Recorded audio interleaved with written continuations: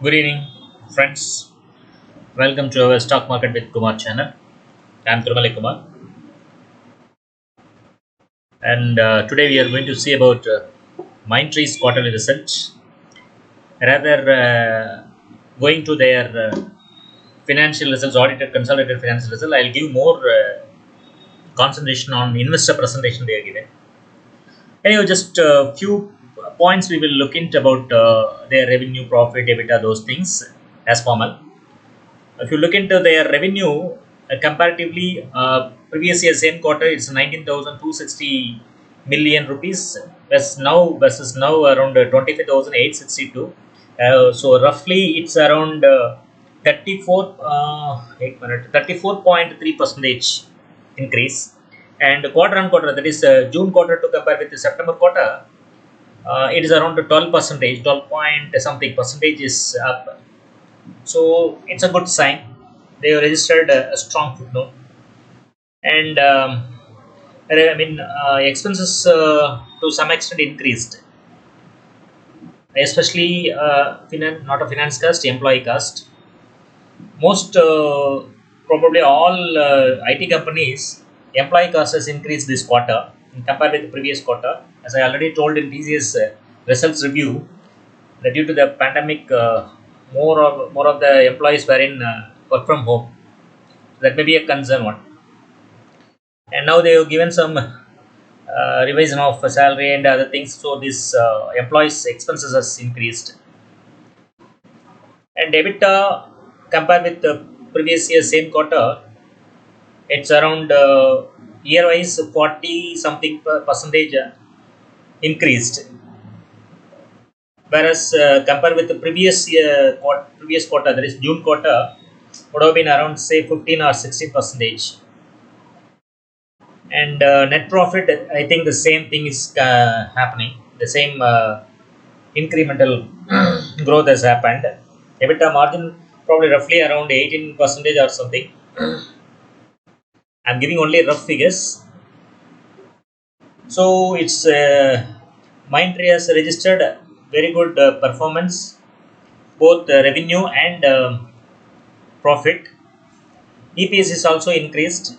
Compared with the previous year same quarter, September quarter is showing 15, now it's showing 24. And previous quarter, that is June, it's around roughly 20 percentage. So this is also good. Comparatively on trailing basis, if you check it half year basis, it's around 45. So we could expect around 90 or 95 as a trailing EPS per annum approximately. I'm giving, provided all the present scenario continues with the good performance. So the stock may give a very good return. As of now, the P on the trailing basis, it's around 44 something. Compare with other industry leader, this P is something more in industry average. So my advice, you could consider buy on tip, and regularly watch and keep an eye on this performance of the shares and its company's performance, so as to decide to hold or to accumulate. Now we will consider about investor presentations given by this company, where we could find more information. So I'll go to that. 8 minutes.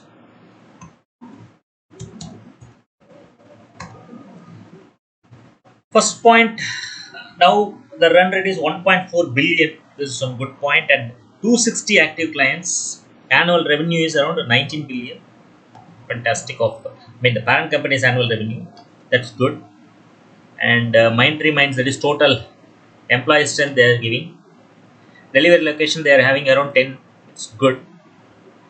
We'll go into their inputs in performance. See the profitable growth they have given in quarter wise and year and year wise. More or less, this is perfect, and as per their guidance given, it's going on the same path. Order book they are given as of now $360 million annuity and transformational, and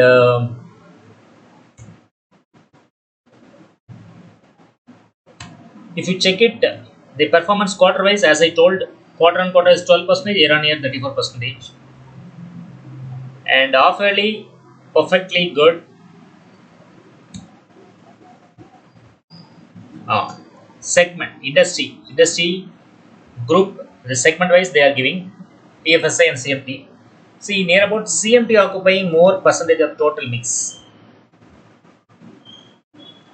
and quarter on quarter they have it's coming down. That is one of the point we may have to look at to compare with other quarters registering a strong footnote. Geographical base is very much important. See, the revenue based on geographic mix, North America occupying 77.4%. So, depending on North America's performance or the order register, the company's total performance is depending. So, we should, as a investor, we should concentrate that whether the company has diversified their business in their revenue in equal size into all countries, it will be good one. Also, we may have to concentrate whether any impact happening or any other news in North America, will it affect the company's overall performance there. There's revenue generation, everything. So we should concentrate this area. And again, another one is,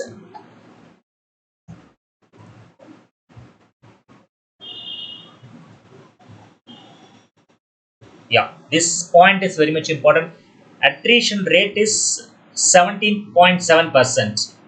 It registered 2020 September quarter, it's 13.8. Now it is increased to 17.7. If you compare with industry leader like TCS, it is around 11.8 or something, below 12. So this is somewhat aggressive. So it's a matter to be concerned. We should consider whether this is increasing or in the same way it will be a worrisome issue, which will affect the employees' performance in long term. So we may have to consider that area. And if you check about the employees total, mix about in the segment, it's good in software professional in total, and women employees they are occupying 32%. That is also good. Company is giving more opportunity to as a social welfare.